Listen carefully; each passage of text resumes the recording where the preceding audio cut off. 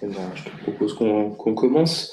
Eh bien, écoutez, bienvenue à tous. Merci d'être présents aujourd'hui pour ce deuxième webinaire de l'année 2026 sur le sujet de notre droit d'auteur et droit d'auteur, le guide complet et clair. Donc aujourd'hui, comme d'habitude, accompagné de Pascal, que je vais laisser se présenter maintenant. Merci. Donc Pascal Foy. Donc j'accompagne les équipes de Moving Motion sur un certain nombre de sujets réglementaires et ce qui nous réunit aujourd'hui, comme tu l'as dit Hugo, c'est un petit point d'étape, un point réglementaire sur la question de la rémunération des auteurs. Et pour ma part, je suis du coup dans les équipes de Moving Motion, équipe commerciale, qui peut vous aiguiller également sur ces sujets notes de droit d'auteur pour vos sociétés. Parlant de Moving Motion, quelques mots quand même.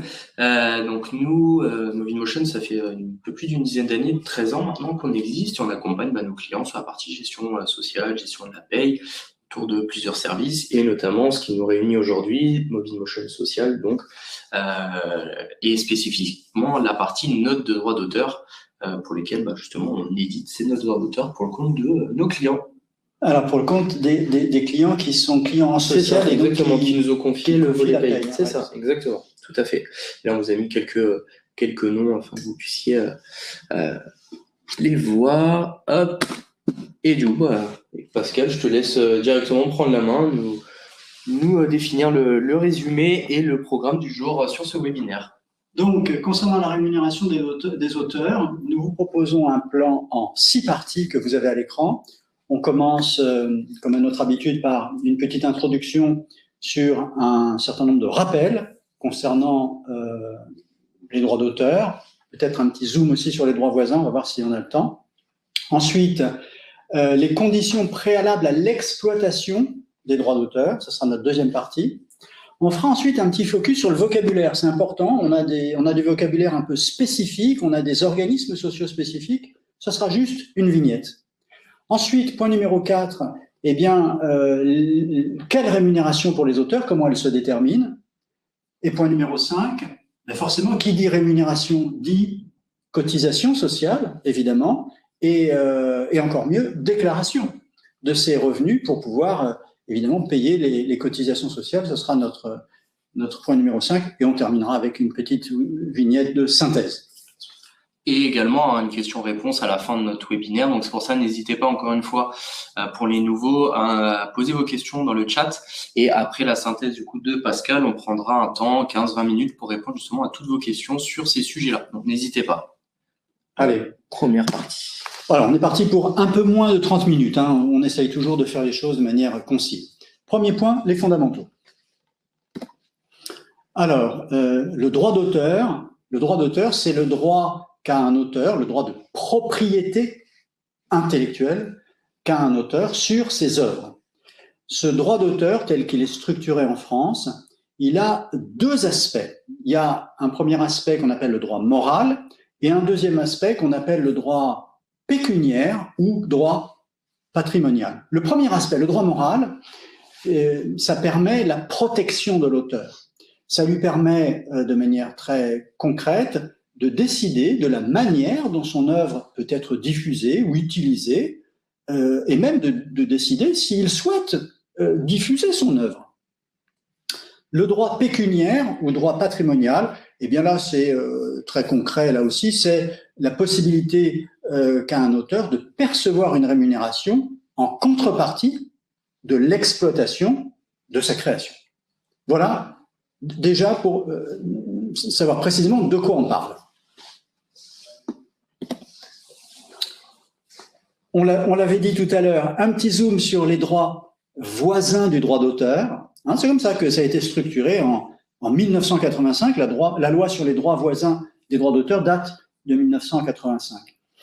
Ces droits voisins du droit d'auteur concernent notamment les artistes-interprètes. On va faire un focus là-dessus. Clairement, de quoi on parle? Un artiste-interprète, un chanteur, un comédien, un danseur, qu'est-ce qu'il fait? Il interprète une œuvre, d'accord? Donc au moment où il interprète l'œuvre, bien sûr, il reçoit une rémunération en tant qu'artiste du spectacle, il reçoit un cachet, c'est un salaire, ok? Mais ensuite, si sa prestation sur scène est enregistrée et s'il y a exploitation de cet enregistrement, à ce moment-là, eh bien cet artiste a des droits sur son interprétation, c'est ce qu'on appelle les droits voisins du droit d'auteur. Et la structuration eh bien, est la même que celle que l'on a vue pour le droit d'auteur, droit moral et droit pécuniaire ou droit patrimonial, en clair. Selon les modalités du contrat, cet artiste-interprète eh bien, pourra percevoir une rémunération liée, encore une fois, à l'exploitation de son interprétation. Mais ce que l'on va voir sur ces vignettes, on va se concentrer sur l'aspect droit d'auteur et pas sur l'aspect droit voisin. Ça pourrait éventuellement faire l'objet d'un autre webinaire. Voilà notre introduction hein, très sobre. Le premier point, c'est la question de savoir comment est-ce que l'œuvre d'un auteur peut être exploitée.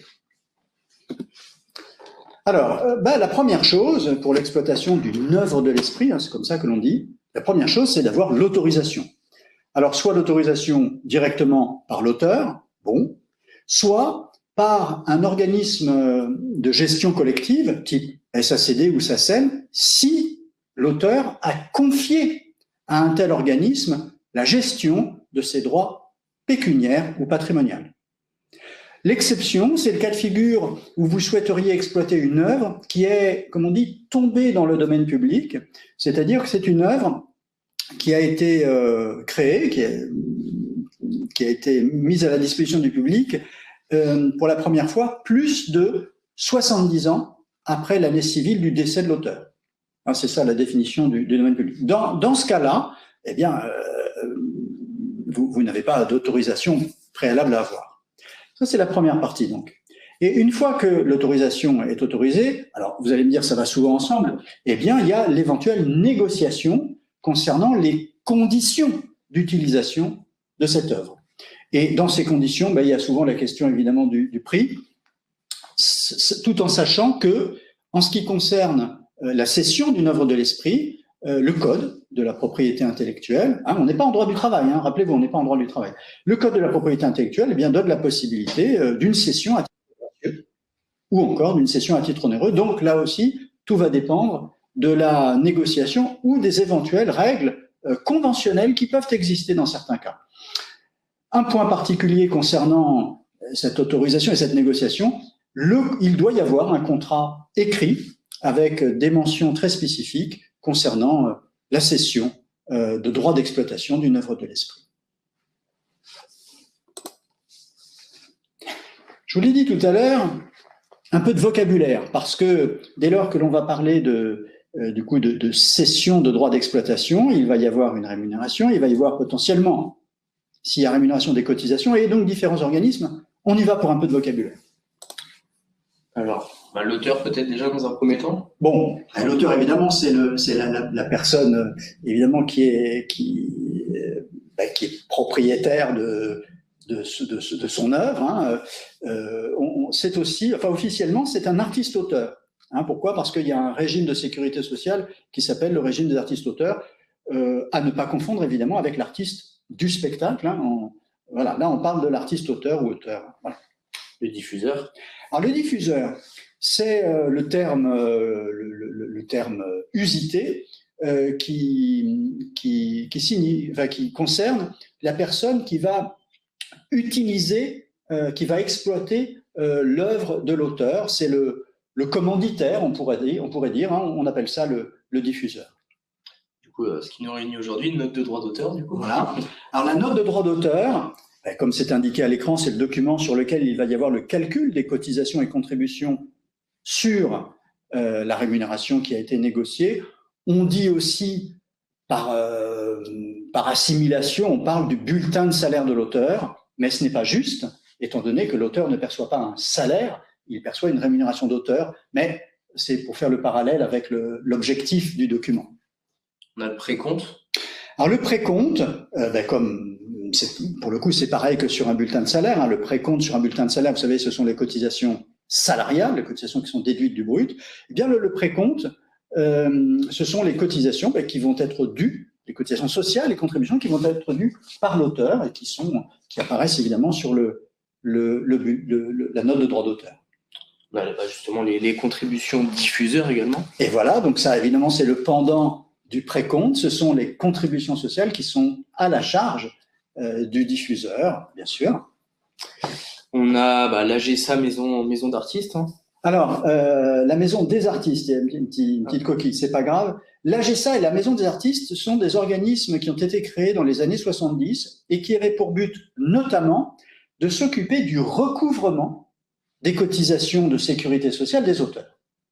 Pour info, depuis en 2019, ces organismes, comme c'est indiqué à l'écran, ont fusionné dans un autre organisme qui s'appelle la Sécurité sociale des auteurs, qui est l'organisme, comme indiqué, qui a pour but de renseigner sur les particularités réglementaires, de renseigner les auteurs, mais aussi les diffuseurs. On a également le fameux URSSAF du Limousin, qu'on entend tout le temps parler. Voilà.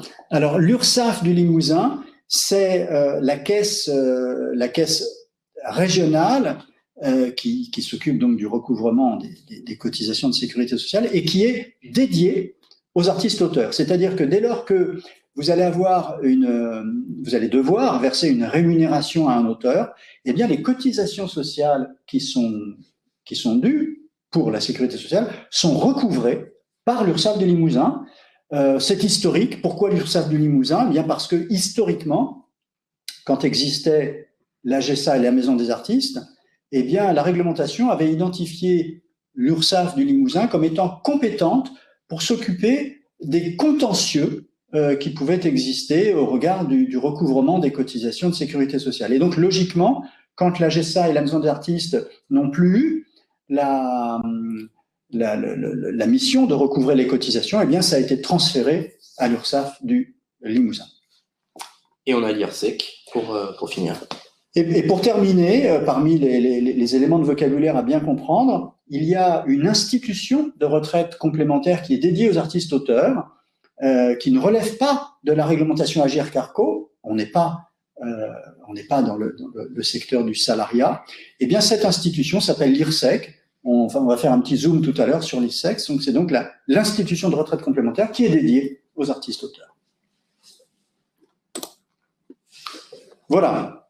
Donc, on avance peu à peu. On a fait une intro pour rappeler schématiquement ce qu'étaient les droits d'auteur. La question de la rémunération, c'est-à-dire la question de la négociation et de l'autorisation préalable. On vient de faire un point sur le vocabulaire.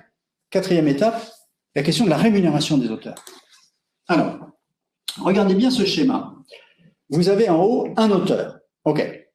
Qu'est-ce qu'il peut faire par rapport à ses créations ? On va commencer par la partie droite de l'écran. C'est plus rapide et ce n'est pas celle sur laquelle on va s'attarder. Regardez bien. Un auteur vend une œuvre. Il vend une photographie qu'il a imprimée. Il vend une sculpture. Il vend un tableau. Il vend quoi ? Il vend quelque chose de matériel. Il va vendre la propriété matérielle de l'objet. D'accord ? L'œuvre, la création, c'est toujours lui, le propriétaire, parce que ça ne peut pas changer. Hein, c'est toujours lui l'auteur. Mais il vend matériellement un objet. Donc, il va percevoir un chiffre d'affaires et pour ce faire, l'auteur devra émettre une facture à son acheteur. Voilà. Bon, ce n'est pas ce qui nous intéresse ce matin. Ce qui nous intéresse ce matin, c'est la partie qui est à gauche de la vignette. C'est le cas de figure où l'auteur cède le droit d'exploiter son œuvre, que ce soit un roman, que ce soit un scénario, que ce soit une pièce musicale, que ce soit une chorégraphie. Dans ce cas-là, deux situations, on l'a vu tout à l'heure, la cession de ce droit d'exploiter est faite à titre gracieux ou à titre onéreux. Focus sur la situation d'une cession à titre onéreux. Dans ce cas-là, il y a une rémunération qui a été négociée. Okay, il va donc percevoir ce qu'on appelle une rémunération d'auteur. Alors, quelquefois, Hugo, on entend, il perçoit des droits d'auteur. Oui, bon, c'est un raccourci de langage. On ne perçoit pas des droits, on perçoit une rémunération d'auteur. Mais c'est pas grave. Et dans ce cas-là, à partir du moment où il perçoit une rémunération d'auteur, eh bien, alors là, c'est là où ça se complique un tout petit peu, mais si on est concentré, ça le fait. Selon la manière dont cet auteur va déclarer ses revenus d'un point de vue fiscal, vous le voyez à l'écran, hein, c'est marqué, selon sa situation, eh bien, il va y avoir un traitement social, que l'on va voir la vignette d'après, différent. Hein, regardez bien les deux situations. L'auteur perçoit une rémunération. Première situation, il déclare ses revenus dans la catégorie des bénéfices non commerciaux. OK, on va voir ce qui se passe. Deuxième situation, non, il déclare ses revenus dans la catégorie des traitements et salaires. Bon, ben on va voir ce qui se passe. Donc en fait, on a une analyse qui part de, encore une fois, de la manière dont l'auteur va déclarer ses revenus. On revient donc aux deux situations.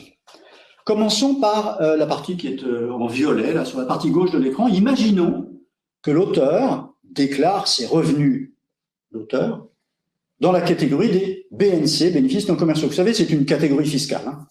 C'est le cas de figure d'un travailleur indépendant déclare ses revenus dans la catégorie des BIC ou des BNC. Bref, de quoi on parle? On parle finalement d'un auteur qui serait immatriculé en tant qu'auteur. Ça veut dire connu notamment à l'URSSAF du Limousin, il serait connu, et surtout il aurait donc un numéro SIRET. Il s'est immatriculé en tant qu'auteur, et donc il a un numéro SIRET. Qu'est-ce qui se passe dans ce cas-là? Regardez bien. Eh bien dans ce cas-là, l'auteur est en charge de déclarer ses revenus et de payer ses cotisations sociales auprès de l'URSSAF du Limousin. C'est lui qui s'en occupe. Pour ce faire, il va... En amont de ça, il aura transmis une note de droit d'auteur à son diffuseur. C'est lui qui s'en occupe. Et mécaniquement, il est dispensé du précompte. Pourquoi? Parce que comme il est immatriculé, c'est lui qui paye directement ses cotisations. De l'autre côté, le diffuseur, dans ce cas de figure, on est toujours là. Hein. Qu'est-ce qu'il fait? Il va recevoir la note de droit d'auteur qui a été mise par l'auteur. Il va lui payer la rémunération nette qui est calculée, c'est-à-dire avec les déductions des cotisations. Mais il reste évidemment redevable du paiement de sa part des cotisations que l'on appelle la contribution diffuseur dont on a parlé tout à l'heure. Ça, c'est le cas de figure, donc sur la partie gauche de l'écran, d'un auteur, allez, imaginons un auteur dont c'est l'activité principale, il est auteur, voilà. Il est auteur, donc a priori, on peut imaginer qu'il soit immatriculé, qu'il ait le numéro de SIRET, et donc ça fonctionne comme ça. Deuxième situation. L'auteur déclare ses revenus dans la catégorie des traitements et salaires. C'est quoi cette situation? C'est la situation, si je puis me permettre, d'un auteur occasionnel.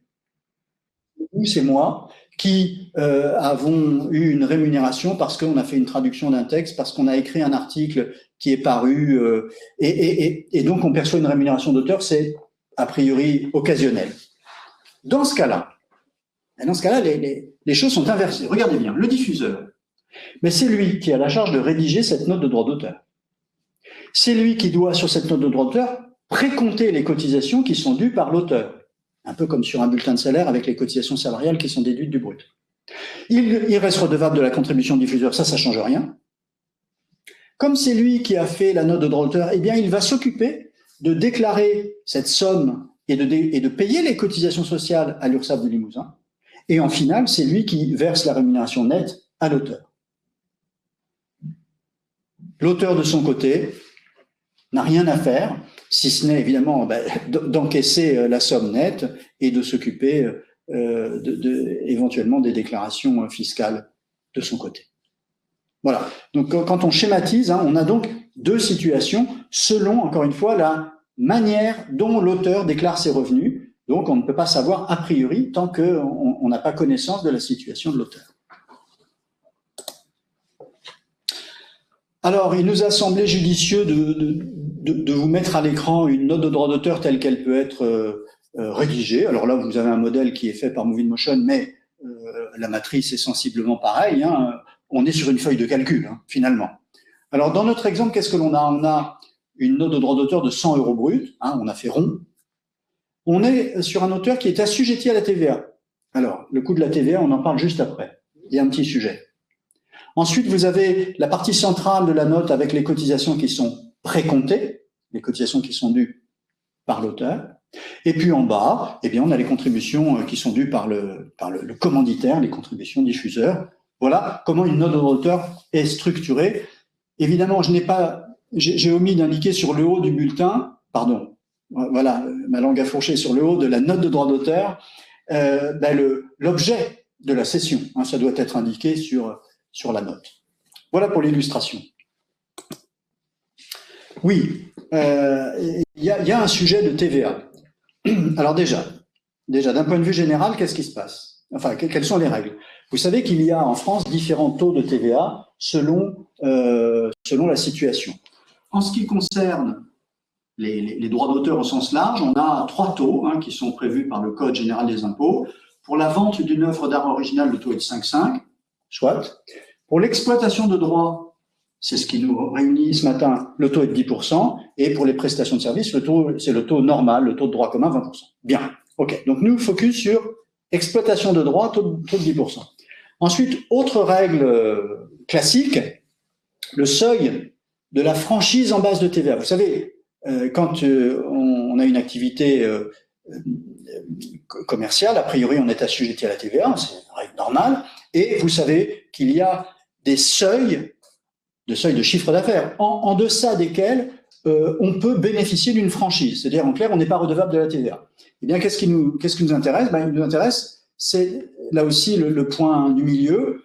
Pour ce qui est d'exploitation de droits d'auteur, il y a une franchise en base de TVA qui est de 50 000 euros. C'est-à-dire, tant que le chiffre d'affaires n'excède pas 50 000 euros, l'auteur peut décider de bénéficier de cette franchise. Il n'est pas obligé, il peut décider de rester assujetti à la TVA. Bien, ça c'est les règles de base, un petit rappel. Ensuite, qu'est-ce que l'on sait? Eh bien, on sait que à partir du moment où un auteur a une activité de son propre chef, enfin, je veux dire, quand un auteur décide de céder les droits d'exploitation de son œuvre, c'est lui qui est à l'initiative, il intervient de manière indépendante. Donc, il y a de la TVA. OK. Il y a une particularité concernant les auteurs. On va lire ensemble ce qui est à l'écran. Les éditeurs, les diffuseurs, les commanditaires, ainsi que les organismes de gestion collective qui versent des droits patrimoniaux aux auteurs, qui versent une rémunération aux auteurs, doivent, sauf si l'auteur a renoncé à ce dispositif dont on parle là, ils doivent retenir sur le montant des droits versés, ils doivent retenir la TVA qui est due par l'auteur. Et c'est eux, éditeurs, commanditaires, qui doivent verser cette TVA à l'administration fiscale. Et pour le calcul de cette TVA, en finale, eh bien, il y a une particularité, c'est que les éditeurs, ils réduisent de 0,8% le taux. Donc, en résumé, le taux de 10% dont on a vu tout à l'heure, c'est pas 0,8, c'est 9,20. Et donc, tout ça, ce sont des dispositions fiscales qui sont donc très originales par rapport à notre sujet. En résumé, 3 points. 1, l'éditeur doit effectuer une retenue à la source de la TVA sur les rémunérations d'auteur. Cette retenue, il doit la faire, sauf si l'auteur a expressément renoncé à ce dispositif. Et 3e point, le taux, c'est 9,20. Voilà. Et on termine presque avec les cotisations et les déclarations sociales. Alors, bon, on a fait simple. Il y a essentiellement les cotisations qui sont dues à l'URSSAF du Limousin, voilà. Bon, on trouve ce petit tableau sur le site La Sécurité sociale des auteurs, voilà. Bon, c'est le tableau avec les taux pour l'assurance vieillesse, pour la sécurité sociale, la CSG-CRDS, évidemment, ainsi que pour la contribution à la formation professionnelle, qui pour le coup est gérée par l'AFDAS. Bon, je ne rentre pas dans les détails du taux, ça c'est les spécialistes qui font les notes de droit d'auteur qui maîtrisent ça. En ce qui concerne la retraite complémentaire, vous savez que la retraite complémentaire, c'est géré par des institutions qui n'ont rien à voir avec la sécurité sociale. L'IRSEC est l'organisme en charge de gérer la retraite complémentaire pour les auteurs. C'est une institution au sein de laquelle il y a 3 régimes de retraite complémentaire pour les auteurs, le RAP, le RACD, le RACL. Je ne rentre pas dans le détail parce que c'est un petit peu complexe, mais en résumé, il y a des cotisations qui sont dues au RAP dans tous les cas et au RACD ou au RACL selon le type d'auteur et selon un certain nombre de conditions. Il y a aussi une particularité concernant les productions audiovisuelles où les diffuseurs sont en charge de s'occuper du paiement de la cotisation pour le compte de l'auteur. Donc, il y a un précompte particulier. Vous avez tout ça sur le site internet de l'URSSEC avec un dossier qui est mis à jour chaque année et qui est plutôt très bien fait. On vous enverra bien entendu un replay du webinaire. Vous aurez accès justement à ce lien et aux autres ressources. Hein. Donc, pas de sujet là-dessus. Déclaration sociale, c'est simple. À ce jour, et sauf erreur de ma part, il faut toujours être prudent, les déclarations sociales, que ce soit pour les cotisations de l'URSSAF ou les cotisations de retraite complémentaires pour les auteurs, ne sont pas en DSN. Donc, c'est un schéma classique en échange de données informatisées, je crois, la mode EDI. Bon, voilà, on arrive au bout de notre petite demi-heure. En synthèse, vous exploitez une œuvre d'un auteur. OK ? Vous avez eu l'autorisation, vous avez fait la négo et il y a une rémunération qui a été convenue. À partir de là, vous devez savoir quelle est la situation fiscale de cet auteur. Est-ce qu'il déclare ses revenus dans la catégorie des bénéfices non commerciaux ou est-ce qu'il déclare ses revenus dans la catégorie des traitements et salaires? Voilà. Et selon la situation, eh bien, vous avez un certain nombre de choses à faire, vous, en tant que diffuseur. Voilà, schématiquement, ce que l'on peut dire. Eh bien, écoute, Pascal, je crois qu'on arrive au bout de notre webinaire. Avant de passer justement aux questions du chat, donc on avait reçu quelques questions par mail de la part de nos clients. Du coup, la première question, des personnes qui n'ont pas pu être présentes malheureusement, la première question qu'on avait eue, c'était c'est quoi la différence entre les notes de droit d'auteur et les royalties, par exemple? Ah, okay. Alors, la note de droit d'auteur, d'un point de vue strict, c'est le document sur lequel sont calculées les cotisations et contributions dues sur une rémunération d'auteur. Donc, la note de droit d'auteur, c'est matériel, on la voit. Les royalties, c'est un terme anglo-saxon qui se traduit par royauté, d'accord, et qui est plutôt associé, si vous voulez, à des, si tu veux, je crois qu'on se tutoie, qui est plutôt associé aux rémunérations liées aux interprètes, donc aux droits voisins.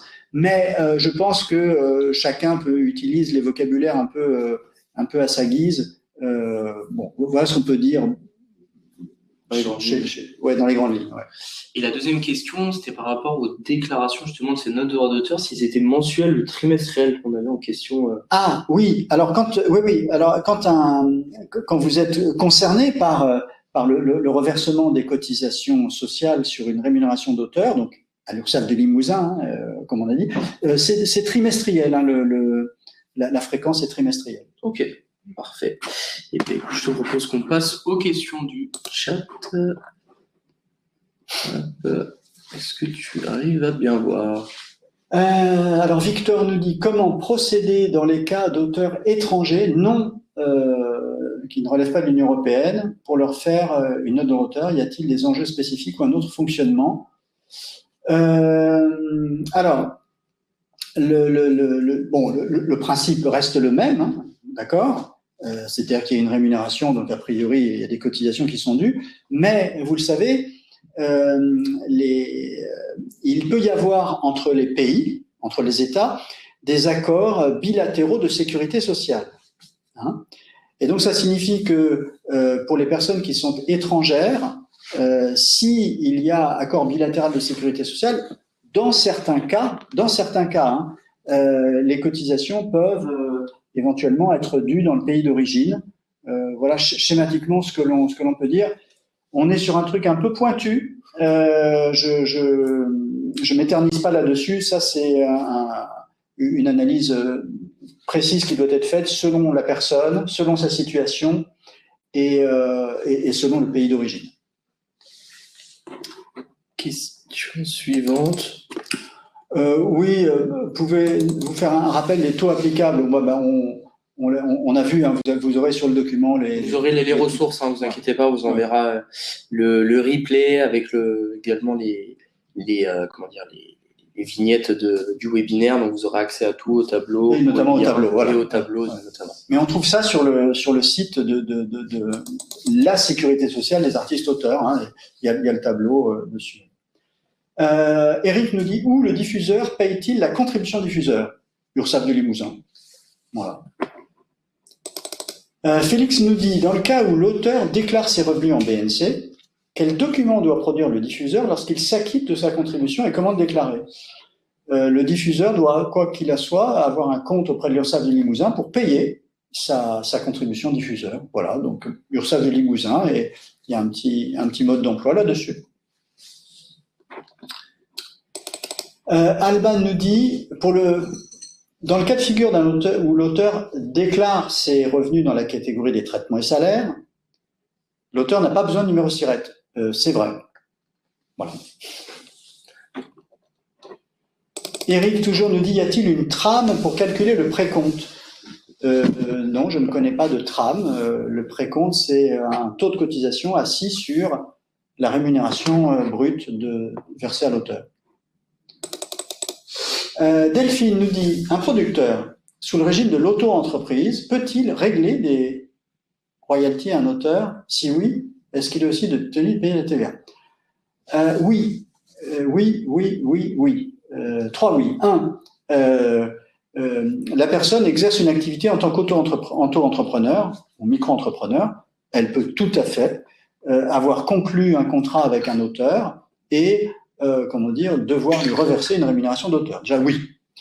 Donc, dans ce cas-là, si cet auteur déclare ses revenus dans la catégorie des traitements et salaires, eh bien, ce micro-entrepreneur est redevable de la rédaction de la note de droit d'auteur et donc de calcul de tout ce dont on a parlé tout à l'heure, le précompte et la contribution diffuseur, y compris la TVA, étant donné que la TVA, on est sur suivez-moi bien, une retenue à la source de la TVA. La TVA, elle est due par l'auteur, d'accord? Et donc, c'est le diffuseur qui la retient à la source et qui la reverse. Justement, en parlant de précompte, est-ce que tu peux peut-être refaire un très rapide point pour répondre à la question sur... Oui. Le précompte. Donc, la question, c'est, je n'ai pas compris le précompte. Le précompter, ça veut dire prendre à la place de. D'accord? Donc, en fait, quand vous êtes diffuseur et que vous versez un revenu d'auteur à un auteur, vous avez une partie, vous avez des cotisations qui sont à votre charge. D'accord? Ça, c'est la contribution diffuseur. Mais vous avez aussi, quand l'auteur déclare ses revenus dans la catégorie des traitements et salaires, c'est à vous de vous occuper de retenir les cotisations qui sont dues par l'auteur, donc les soustraire de la rémunération brute, et de le reverser à l'URSSAF du Limousin. C'est ça le précompte, c'est quand vous vous occupez du paiement des cotisations dues par l'auteur, le paiement à l'URSSAF du Limousin. Question suivante. Alors, je sais pas, c'est ça. Hugo nous dit, j'ai entendu auprès de la SPI, alors je pense que c'est sans doute le syndicat, le SPI, que mon employeur, Hugo est comédien, avec le film dans lequel je joue, facilite la gestion des droits d'auteur en tant que... Bon, je suis désolé là, Hugo, je ne comprends pas la collection et on est sur un cas très particulier, donc je ne peux pas prendre.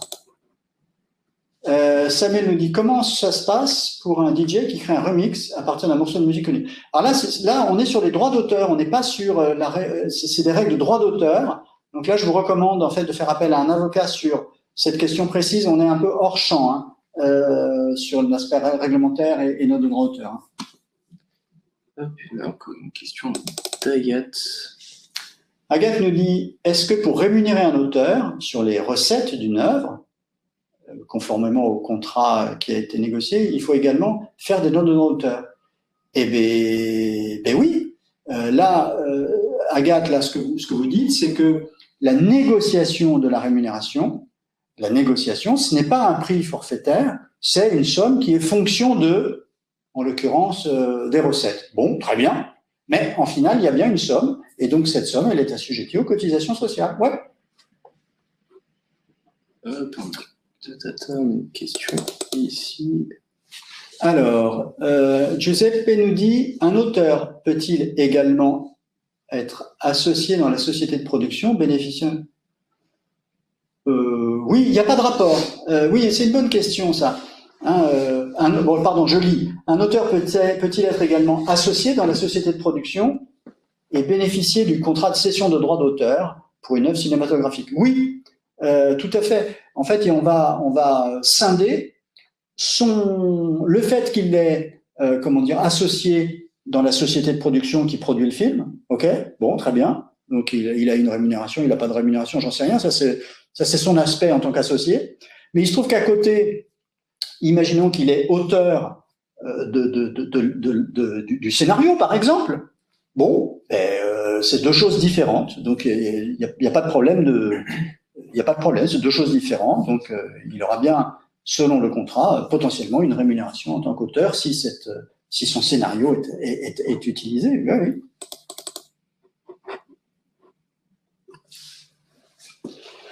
Françoise nous dit, dans le cadre de la diffusion d'un spectacle, est-ce que le diffuseur ou le producteur, non, est-ce le diffuseur ou le producteur qui paye les droits voisins? Les droits voisins, c'est dû par le producteur. Le droit voisin, le producteur a fait la captation du spectacle, hein, par exemple, il a fait la captation du spectacle, il a a priori négocié avec les artistes, il a négocié avec les artistes la possibilité d'exploiter, pour le coup, leur interprétation dans le cadre d'un DVD ou que sais-je. Deux questions d'ailleurs sur la TVA. Alors Félix nous dit, si j'ai bien compris, l'auteur peut refuser de payer la TVA, le diffuseur peut ne pas la collecter. Oui, mais ça, il faut que ce soit vraiment, il faut que l'auteur l'ait vraiment stipulé à l'administration fiscale, comme quoi il souhaite bénéficier, par exemple, de la franchise en base et qu'il a de surcroît refusé, de refuser la retenue à la source de la TVA. Oui. Dans la continuité de la question sur la TVA, au niveau des calculs notamment. Alors Agathe nous dit, je n'ai pas bien compris où intervient la TVA, est-ce qu'elle est calculée sur la note d'auteur? Réponse, oui. La TVA, due a priori par les auteurs, par rapport à leur activité indépendante, la TVA, effectivement, elle apparaît sur les notes de droit d'auteur, oui.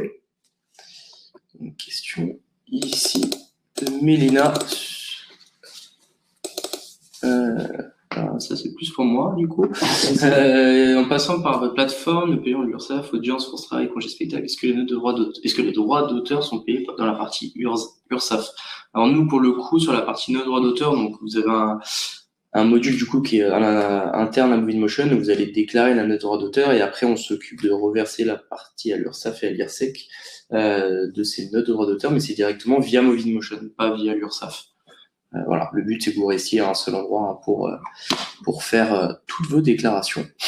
Là, une question. Eric nous dit, quand on paye la SACD, est-ce qu'on doit faire les mêmes déclarations? Non. Quand l'auteur a confié à la SACD la gestion de ses droits pécuniaires, c'est la SACD qui s'occupe de tout ce dont on vient de parler. Je demande, est-ce que ça va? Une question. Est-ce que cela veut dire que les charges sociales pour le producteur sont de 1,1 ou de 4,1? Alors, je suis désolé, j'ai pas les taux en tête, mais les cotisations sociales, vous les retrouvez sur le tableau que l'on a présenté tout à l'heure et que vous retrouvez sur le site de l'URSSAF du Limousin et le site des artistes, de la sécurité sociale des artistes auteurs. Vous avez le détail. Ouais. Je crois qu'on arrive au bout des questions. Ok. Écoute, si jamais il n'y a pas d'autres questions, je propose peut-être qu'on clôture. Attends peut-être quelques secondes, mais en tout cas, merci à tous d'avoir participé à ce webinaire. Merci Pascal encore une fois. Avec plaisir. Pour ce qui est du prochain webinaire, on se retrouve aux alentours du 20 juin. J'ai plus en tête pour le prochain, notamment sur les contrats. Donc voilà, si entre-temps vous avez des questions, que ce soit sur la partie sociale, la partie note de droit d'auteur, ou vous souhaitez effectivement Movie Motion puisse vous donner un peu plus d'éléments, On vous a mis mes coordonnées au milieu, donc n'hésitez pas en tout cas à m'appeler, m'envoyer un mail ou autre, et on pourra prendre le temps d'échanger sur vos besoins sur ces différents modules, notamment. Eh bien, écoutez, merci à tous. Bonne journée, et on vous envoie bien entendu, comme je vous indiquais, le replay avec la ressource, les liens et notamment les tableaux avec les taux. Absolument. Merci beaucoup. On vous envoie tout ça. Merci infiniment et bonne journée à tous.